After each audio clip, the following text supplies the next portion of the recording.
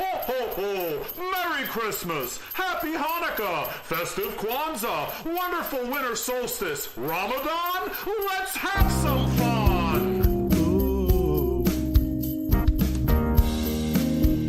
Ba-da-ba-ba, ba-da-ba-ba. All right.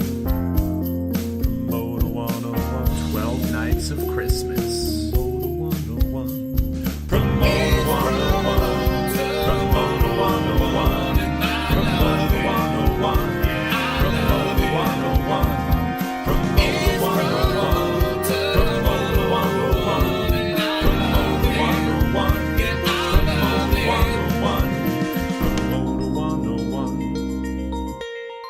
Hello, this is Sarah Mertz. I work at Eventbrite, and you are listening to Promoter 101. Wicca, wicca, wicca, wicca, wicca, wicca. Wow. Happy New Year's, friends. It's Promoter 101, and this is the last day of our 12 Days of Christmas Spectacular. We've come straight through 12 days, 12 new interviews. I'm Dan Steinberg, and ready to unveil our last featured interview. Give it up for Luke Pierce. Dan, so good to be here on the final day. That's the 12th day of Christmas. It's New Year's Eve on Promoter 101. This is the final of 12 consecutive podcasts where Dan and I have brought you an abridged version of Promoter 101. Quick hits and one featured interview of a guest that you've never heard before on Promoter 101.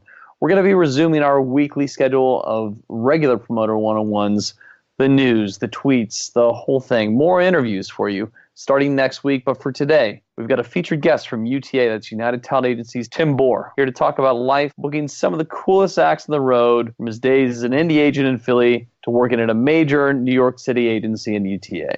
Hi, this is Heath Miller. Becca Leifer. Ed Mike Cohn. Derek Dimmenstein. Jason Kupperman. Jason Miller. John Scher. Marcia Vlasic. Mike Fruitman. Ricardo Bacco. Peter Schwartz. Nick Storch. I'm on Promoter 101. Promoter 101. I'm on Promoter 101. We continue our world tour. Catch us when we come to a town near you.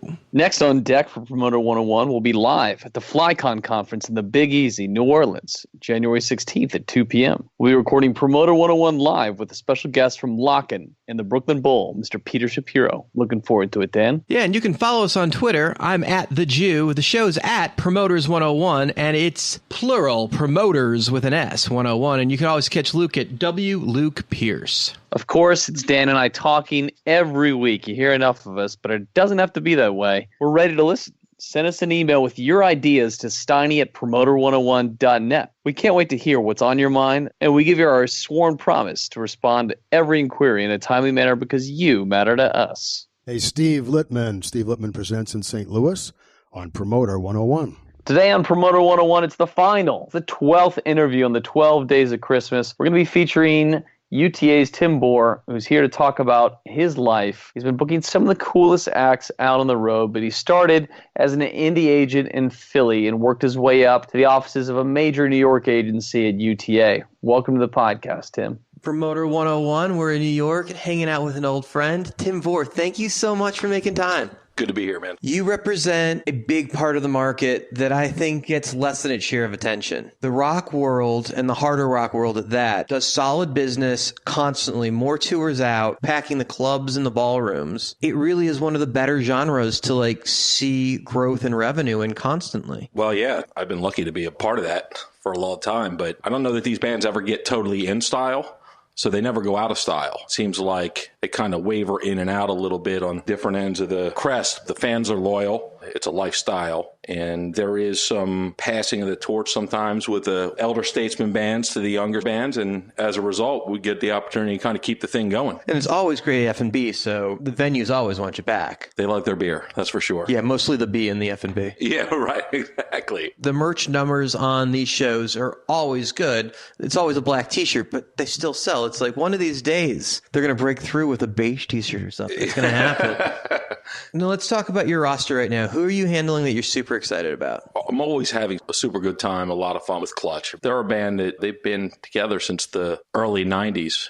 I actually booked them as a promoter in Philadelphia for their first time playing that market, and have had business with them on the agent side a few years after. And, we kind of taken this band from a couple hundred people and couple $1,000 guarantees up to the sky's the limit, and they continue to grow, and they're getting great looks. It seems like they're on pace that they could turn into Tool in not too long of a future. Like there's an arena business there as a headliner for them in the near future. That would be great if it got to that level of success. It's been a slow burn, but it's been a grind upwards. Every time they put out a record, every time they do a tour, they seem to do a little bit better than the last time. And they're becoming definitely a band's band. They're becoming a promoter's band. The love for them amongst people in the industry and the fans aren't contained to just people that like hard rock. Yep, sure. They're musicians first and foremost. Yep.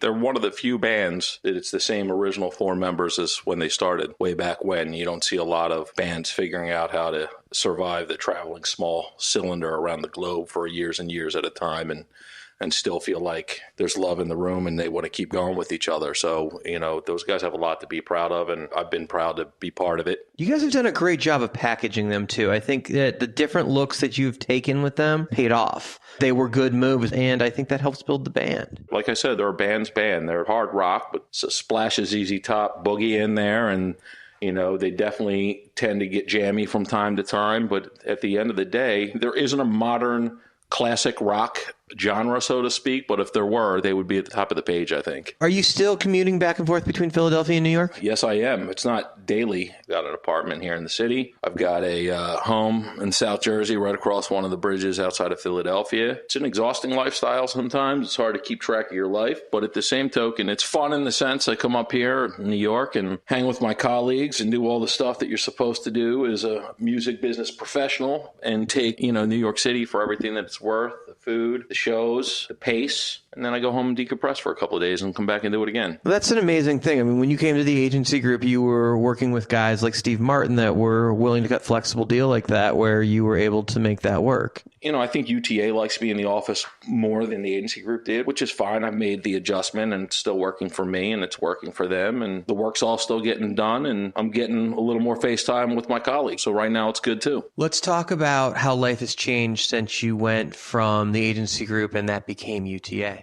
We went from kind of being 20 different little islands to one roster, everybody for one agenda, trying to make everyone's business stronger. There's more interaction between the music agents and the music division than there was before, but it's also a different interaction. How so? Like I said, I think, when you go from being maybe a little more linear where you're just kind of focused on your own roster fully to having to take a step back and look at the business from a broader angle, and how can you make a bigger difference for the company and the other artists, but also use everyone else's relationships and mind power and everything else. I mean, it's, after being in this business for 25 years or however long I've been doing it, it's exciting to be put in a position where you can reimagine the business and take the ceiling off a little bit and be like, oh, wait, there's a whole another gear to get into here, and then there's the full service end of the company. So, and trying to figure out and learn about that end of the business and how we can all plug into that. And so you can do everything in-house. You don't have to send your artists across town if they want to start acting or they want to get deeper into branding. Or if they just have a creative idea in general that's just outside of book me a tour. And why shouldn't they? As they grow, they get more leverage. They see new potential, not only within who they are, but what the business can offer them. And, it's great to be at a place now where you can help them take those shots and develop ideas.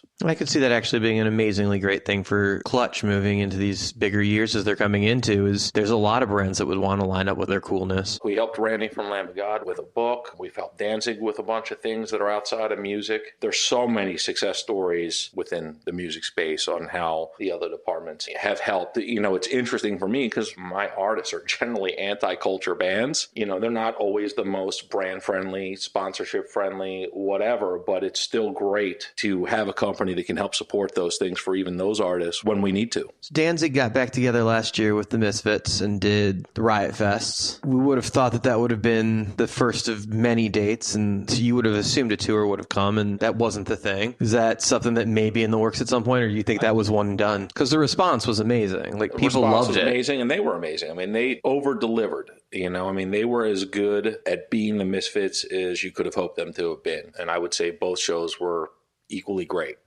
Chicago was the bigger of the two, and they certainly brought it and maybe, some of the show was worked out a little bit better or more refined than the first one, having done one in Denver, but they were both great shows, and I'd love to see them do as much as they want to do, and we'll help them do as much as they want to do. That was a highlight for sure, and hopefully there'll be a few more highlights. Yeah, I think a few more of us would have been on an airplane said we realized they weren't going to, like 2 or 3 months later. We just assumed at some point that was going to happen, man. It was like... I'll tell you what, man, Michael, just to give him a moment about it, I mean, he's a big reason it was able to happen. He's got a real good relationship with Glenn, and, I think to that extent, for what kind of festival they are, which at this point is an A-plus level festival that's as good as anybody else's festival, they just really do a good job of understanding the artists that they have playing as well as the audience they have coming and figuring it out for them every year. So it was cool to do it with him. You were talking about A-plus festival. I've heard that from other agents before, though, that the agencies use that, and I'm not sure. I was kind of curious if there was an official conversation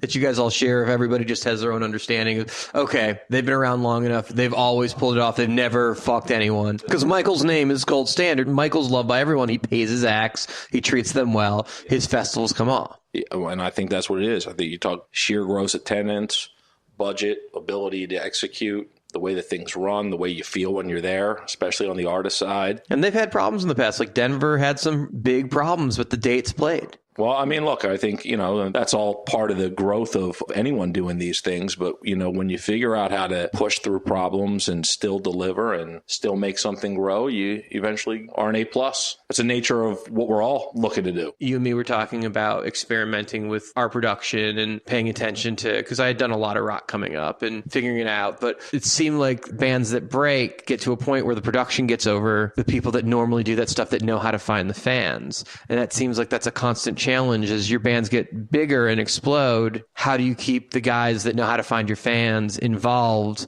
when they go to that next level, because they need those bigger production rooms and shows? Hopefully that problem's always going to exist, because that means that there's still competent, strong-willed indie promoters out there that can help a band get off the ground. And I think some of those promoters will never figure out how to grow to the next level and be able to produce that show when the time comes, even though maybe they're a vital part of getting it there. But on the other hand, plenty of those guys have, and they will, for the ones that are maybe younger now and still growing. So many of them figure it out and either, move on to the next step and take a job with somebody else, or figure out how to continue to make their own thing grow. And luckily, I think we were having that conversation years ago. You and I were both kind of making the shift from having been trying to figure it out for a period of time to starting to actually have it figured out. And a lot of the people that I was working with at that time, who were indie promoters that were on that ride with me, also figured it out for themselves and moved on, and were able to continue to be great street level promoters and relatable to in that way. But we're also in one way or another able to figure out how to, make the shift and produce great shows. And look, some of them bit the dust. Some of them haven't survived at all. And some of them continued to survive at whatever level that may have been early on. And they're, they can still play a role and have a career. And any of this that we're all doing, whether the band becomes a stadium band or whether they're still slugging it out in close 20 years later, all of it's better than working at 7-Eleven. Are there some agents that are coming up that you're thinking these guys have got a bright future that you're excited about? We've got a number of guys in-house that I think are great players. Ryan Soroka came and joined us last year or 2 years ago. He's amazing. Matt Anderson's amazing. Chad. I would say all of our guys and girls in the territorial system on the music side at UTA, I just think so many of them are really good players. And it's a little self-serving to say that, but on the other hand, so many of them have kind of come from a similar background to me in the sense that they self-started. They figured out how to do a lot of it on their own before they needed help. And when you get to the point where you need help, you need it, so you're willing to take it. So it's kind of a special kind of person, I think, in that regard, that's able to do a level of self-starting and develop a career and move a career up the ladder to a certain level, to the point where now you can get a little help and you're actually able to take it and then take it further. It's harder to be indie, I think, on any side of it than it used to be. there's still a need for the independent promoter to exist, anywhere that spirit exists, really. I think Royer McCoy in the Southeast, he's good at what he's doing. I don't know if you consider them independent or not, but I think Knitting Factory does great at what they do. You do what you do. It's great. Evenco, again, another big company, but they're not national in the same way that they're competing. But they own their market like no one has since Bill Graham. They have the arena, they have the festival, they have the clubs, they have the theaters. Besides comedy, which is just for laughs in that market, and because they happen to be the comedy fest with the TV show, they're able to compete and own that market there. But besides that,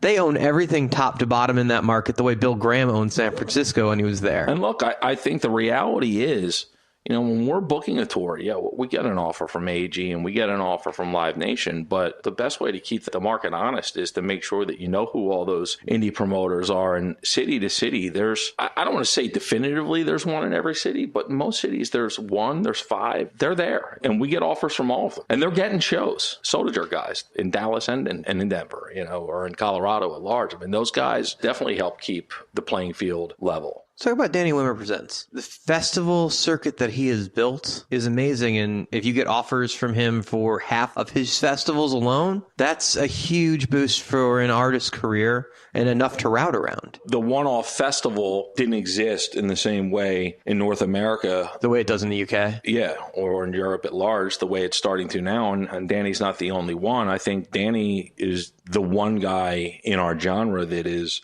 at this point, he's got a dozen plus around the country during 2 or 3 different times of the year. And he's definitely kind of stepped out and, really put a flag down for it. And he's championing rock. He's not following the trends in that regard. He's kind of taking notice to how you and I started this conversation, which is the stuff is always here. And it always does a certain level of business. And there's a lot of diversity within the rock genre that you can have some pretty dynamic bills. I think, Danny started off in kind of being in a lane, but you can see now that the bills are starting to get a slightly more eclectic. And I think hopefully it'll continue to build, and that's good for rock. You don't want to listen to one thing all the time, What are the things that promoters do that get under your skin that you're like, you know what, this can't happen. This is not shit you should be doing if you want to be doing my acts. What are your pet peeves? Chasing people for contracts and deposits. It's like, we all know what this business is. You get the contracts 4 months in advance. Why are we talking about this 3 days before the show? Right, especially because most agencies will let you send the deposit 2 weeks out, so you can turn the paper right around if you're even having a cash flow problem. Why is everyone surprised that this is like something that needs to happen this late into the program? That's probably on a superficial level. That's one of the things. Waiting till the last minute to start worrying about a show. Look, I think that's probably on both sides to an extent. It's like I may know a show is stalling and not be any more thrilled to talk about it than the promoter, but by the time it gets brought up sometimes on either end, it's too late. Now we're just living through an issue. What's the right time to bring that up? At least time for everybody to get comfortable with the problem being what the problem's going to be, rather than it being your fucking me conversation either way in the 11th hour. It seems like that's the thing. You check in early when the ticket count's a week old. It's like, okay, are you seeing what I'm seeing? Is this performing like everything else, right? Like, that's the fair conversation to have. Just checking in, tapping you on the shoulder. It's like, I'm paying attention because I thought maybe this would have come out stronger. That's it. The constant checking in, especially when you gut checked it early and it's maybe a little off, you got to stay talking about it. There's so much, getting the management and the band engaged early on that stuff, the label, publicists involved when you got a slow show early just helps. There's so many ways to market a show now that we didn't have before. And a lot of times you can just keep adding, something in. And look, sometimes you can't save a show. That's a reality, but all those other conversations that we all don't want to have with each other, for better or for worse, are much easier to be had once we beat the thing up all along the way. We all know we threw the sink at it. You knew early that I wasn't going to be able to help, or at the end, or you knew early that maybe I would be able to help at the end. All of that stuff is just a lot easier when we're actually paying attention to these shows that we're putting on sale rather than just treating them like a show count. Can you give some advice to younger agents and promoters coming up on what to do to build a business successfully as you have? I think being humble and trying to over deliver without over promising and falling short, being about your word and trying not to hurt people in this business will get you a lot of support and help you grow your business as you go. You will keep people on your side if you're doing those things, even when you don't have the reach or you don't have the leverage. If you're being real, if you're being, legit to the extent that you can control what you've got going on, you're going to continue to get support. And to me, that was always an important building block of what I was doing that I still make a big part of my day to day. And it's always worked. All the other stuff, having good ears, being at the right place at the right time, all of that is, that's the special sauce that those of us who are having some success have been lucky to also have on our side. But the basics are, grind hard. And you're always going to fight for the guy that you believe is grinding hard for you, right? Those are the guys that you're going to go to with your business first because you want to see that every time. Sure. Yeah. Thank you so much for taking time and being on Promoter 101. Man. A lot of fun. Thank you very much. The great Tim Borror. Tim may be one of the most tattooed motherfuckers we've ever had on this podcast. He is like 6'5" and intimidating as hell to meet in a dark alley in Philly. But in all actuality, he's one of the nicest, sweetest guys in the business. He's one of the coolest cats, and he books some of the coolest acts in the world, so it's fitting as he is possibly the coolest agent I know in the game. Mr. Tim Borror, thanks for being here. Hi, this is Nick Gold from Entertainment Travel, and I'm on Promoter 101. Hey, if you want to reach out to us, send us an email to steiny@promoter101.net. Let us know who you want to see on the podcast. Let us know who you thought was terrible on the podcast. Let us know that you thought we sucked on the podcast. You can actually keep those thoughts to yourself. I'm really not interested in any sort of constructive criticism. This is a labor of love for Dan and I. So if you're out there correcting our grammar, you can literally go fuck yourself. But no, in all seriousness, thanks to everybody that's been listening to Promoter 101 during these 12 days of Christmas. Thank you to all of our amazing guests. If you missed us, full news, tweets, everything, we're going to be kicking it back up January 5th. With episode 64 of Promoter 101 with Feld Entertainment CEOs Kenneth Feld, data specialist, Core Software's Scott Aller, and a war story from APA's Craig Newman. Until then, we want to thank you all for listening, wishing you the happiest of New Year's. My resolution for all of you is to stop listening to so many fucking podcasts. Safe time out there tonight, and a very happy New Year's. Hey, don't drink and settle, everybody. Cheers. This is Dave Brooks with Amplify Media on Promoter 101.